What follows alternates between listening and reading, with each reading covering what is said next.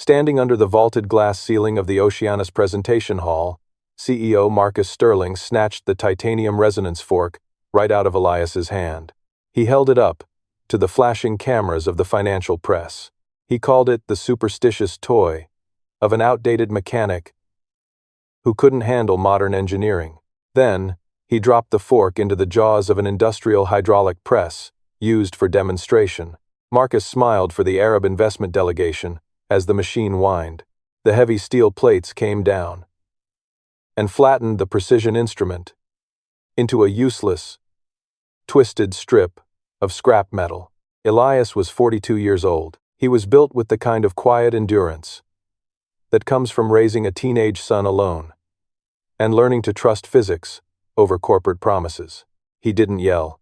He didn't try to grab his tool back. He just looked at the crushed metal, then looked at Marcus, and asked if he had any idea whose property he had just destroyed. 10 minutes later, the $4 billion desalination contract was indefinitely frozen. If you want to see exactly how arrogance buys its own destruction, stick around until the final frame.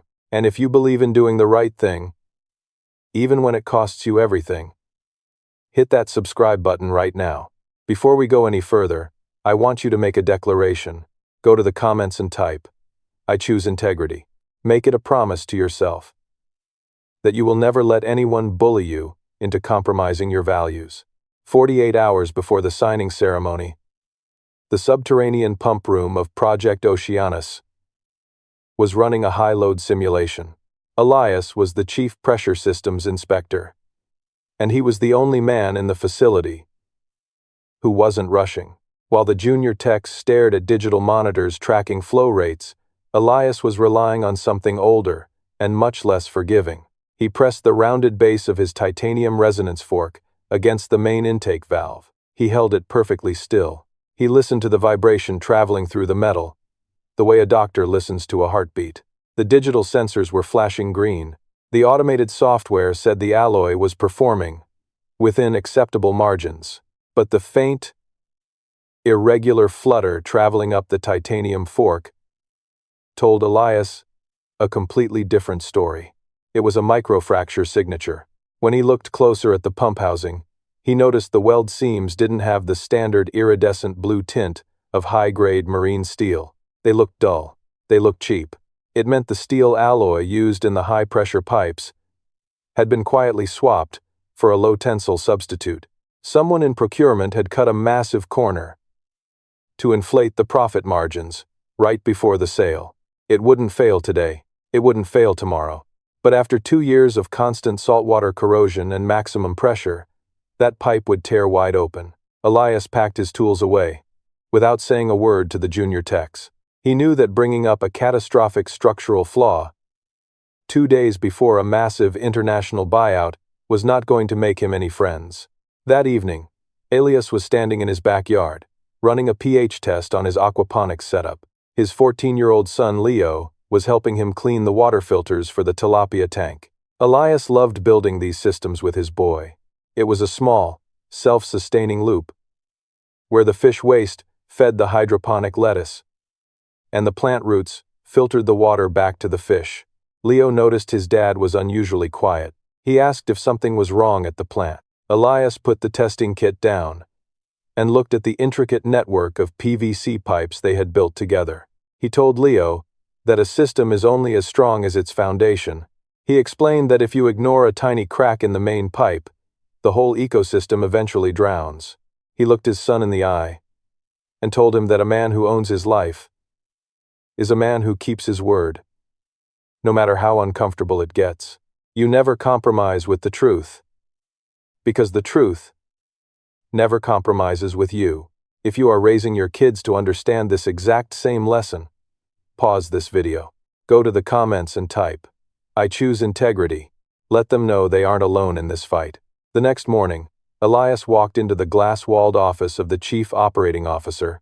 He placed a written risk assessment on the mahogany desk. He detailed the acoustic anomalies and requested an immediate halt for a third-party metallurgical audit. The COO didn't even read past the first page. He told Elias that he was overthinking, a minor sensor calibration issue. He implied that Elias was just trying to create a fake crisis to negotiate a better salary before the buyout. By the time Elias got back to the subterranean pump room, his report had been deleted from the internal quality control portal. Elias didn't panic. He had learned a long time ago that documentation is the only armor a working man has. He pulled out an encrypted hard drive and backed up the original acoustic logs. Then, he took the titanium resonance fork and placed it carefully in his jacket pocket. This wasn't just a tuning fork. It was a certified conformity instrument. It had been machined from a master block of titanium and issued specifically by the Independent Safety Commission. It was the only physical baseline they had to prove the original material specs. Later that afternoon, Elias found that his keycard access to the main servers had been quietly revoked. A security guard handed him a memo, stating he was being reassigned to the night shift at a completely different facility. Effective immediately, they were trying to make him disappear until the ink on the $4 billion contract was dry. But Elias had no intention of disappearing. The day of the signing ceremony arrived. The main hall was a masterpiece of corporate theater. There were polished aluminum displays, a live string quartet, and a massive video wall showing drone footage of the ocean. Marcus Sterling, the 30-year-old CEO who had inherited the company from his father, was standing at the podium. He was wearing a custom Italian suit and projecting the kind of confidence that only comes from never having to build anything with your own hands. The lead representative of the Arab Investment Fund was sitting in the front row. She was a sharp, observant woman who had overseen infrastructure buyouts all over the world. Elias walked through the double doors of the presentation hall, wearing his standard work boots and a faded canvas jacket. He bypassed the security detail and walked straight down the center aisle. When Elias walked down that aisle, the room went entirely silent. The string quartet awkwardly stopped playing. Marcus stopped mid-sentence and gripped the edges of the podium. He saw the man in the canvas jacket and realized his problem hadn't disappeared. Elias kept walking, his eyes fixed on the lead investor, carrying the one piece of metal that could bring the whole house of cards down. If you have ever been pushed to the edge by toxic management and refused to bow your head, you know exactly how this feels. Take a second to head down to the comments and type, "I choose integrity," because what happens next is a masterclass in holding your ground. Marcus stepped away from the podium and met Elias halfway down the aisle. He didn't call for the security detail. He saw a golden opportunity to publicly humiliate the one man who had been a constant thorn in his side all week. Marcus held out his hand and demanded the piece of metal Elias was carrying. Elias stopped walking. He looked at the CEO, perfectly calm, and warned him that taking the instrument would be a mistake he simply couldn't afford. Marcus just let out a condescending laugh. He snatched the titanium resonance fork directly from Elias's grip and walked back up the velvet stairs to the stage. He held it high up to the microphone, so the entire room could see it. He told the wealthy investors that this little piece of scrap was the perfect example of why old-school mechanics were being phased out of his modern, streamlined company. He called Elias a stubborn dinosaur who relied on tuning forks instead of state-of-the-art digital sensors. Then, to make his point absolute, Marcus placed the titanium fork onto the steel base of the hydraulic demonstration press. He looked right at Elias and hit the red activation button. The press came down with a heavy, sickening mechanical grind. The precision titanium snapped under the pressure and flattened into a jagged, useless strip of scrap metal. A few sycophantic board members in the front row actually chuckled. Marcus brushed his hands together, like he had just taken out the trash. He looked down at Elias and told him to pack up his locker, because he was fired. Elias didn't flinch. He didn't raise his voice.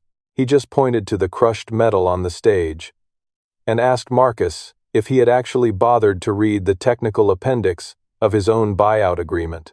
The quiet chuckling in the front row instantly stopped. The lead representative of the Arab Investment Fund stood up from her leather executive chair. She didn't look amused in the slightest. She calmly asked her lead legal counsel to open their thick binders to Section 42 of the Technical Appendix.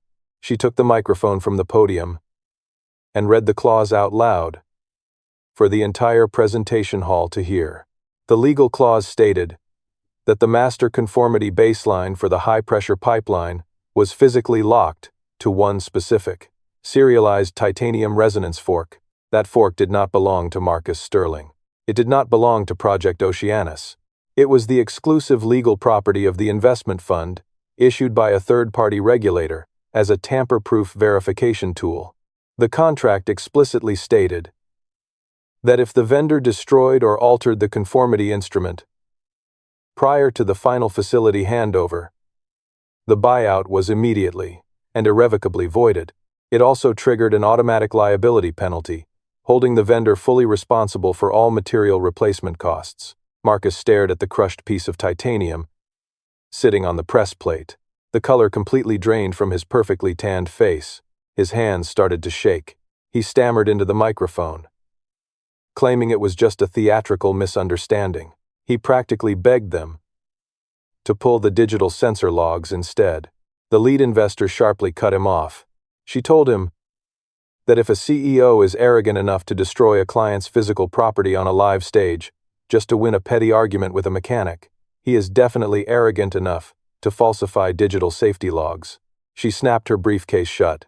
She looked Marcus dead in the eye and told him the $4 billion deal was permanently suspended. If you love seeing corporate bullies dig their own graves, do me a favor. Drop down to the comments right now and type, "I choose integrity." By sunset, the financial fallout was absolute and merciless. Word of the catastrophic failure leaked to the financial press before the investors even reached their private jets at the airport. The company's stock price went into an absolute freefall. They wiped out hundreds of millions of dollars in market cap in just 3 brutal hours of trading. The board of directors called an emergency session that very night. They didn't just ask for Marcus Sterling's resignation. They fired him for cause. They stripped him of his massive golden parachute and completely canceled his severance package. But the nightmare didn't end there for Marcus. The investment fund immediately launched an independent federal audit into the pump room's construction materials. They cut a section of the pipe out and brought it to a lab. They found exactly what Elias had heard, vibrating through his tuning fork. The pipe alloys had been illegally downgraded to a cheaper, weaker metal. Worse, the internal quality control logs had been intentionally manipulated to hide the cost-cutting measure. Marcus and his chief operating officer were now facing federal fraud charges for tampering with critical infrastructure materials. They had tried to bury a working man to save their profit margins. Instead, they completely buried themselves. 2 days later, Elias was back in his sunny backyard. He was wearing his old work shirt, showing his son how to adjust the water flow rate on their new hydroponic pump. His cell phone rang. It was the lead representative from the Arab Investment Fund. They had officially bought the assets of Project Oceanus for pennies on the dollar. After the company filed for Chapter 11 bankruptcy, they were cleaning house. They needed someone they could actually trust to rebuild the high-pressure systems from scratch. She didn't offer Elias his old job back. She offered him a direct, ironclad contract as the chief independent inspector for the entire $4 billion rebuild. He wouldn't report to any corporate executives or project managers. He would report directly to the fund's board of directors. He was given total, overriding authority to halt production anytime he saw a safety risk. Elias accepted the offer on his own terms. He used the massive signing bonus to officially launch his own independent safety auditing firm. He achieved the financial freedom he had always worked so hard for. He didn't do it by stepping on people or cutting corners. He did it by holding the line when it mattered most. That evening, Leo walked into the kitchen and saw the new corporate contract sitting on the table. He read the incredible numbers, then looked up at his dad. Elias put a heavy, calloused hand on his son's shoulder. He reminded him of the hard lesson they had talked about by the fish tanks just a few days ago. Arrogance can buy expensive custom suits and rent out massive glass presentation halls. It can manipulate digital numbers on a spreadsheet and try to silence the people working below it. But arrogance can never bend the fundamental laws of physics, and it can never break the truth. When you stand firm on your principles and refuse to back down, the world eventually has to get out of your way. If this story resonated with you today, I want you to make that final declaration. Hit the comments right now and type, "I choose integrity." And if you want more raw stories about real men standing up for what's right and winning in the end, make sure you hit that subscribe button. We are building a strong community of people who actually walk the walk. Thanks for watching, and I'll see you in the next one.